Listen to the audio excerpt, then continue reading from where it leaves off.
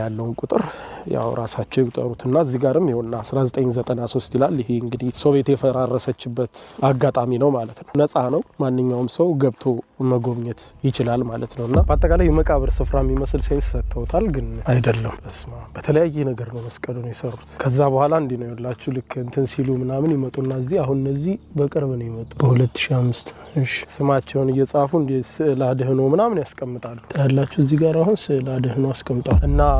ምንድነው የሚባለው ይሄ የመስቀሉ ተራራ ይባላል የመስቀሉ ተራራ ነው የሚባለው በጣም ብዙ ሰዎች ናቸው የሚጎበኙት መስቀሉን እንደ ጫካ ነው በቃ ግጥግጥ ብሎ ያለ መስቀል ነው የመስቀሉ ጫካ ያሉ ይጠሩታል ተመልከቱ ይሄ አካባቢ ሲከፈት የተገኙት መስቀሎች በጣም ብዙ መስቀሎች ናቸው ዋው ገርም ዋት በስማ ታውታላችሁ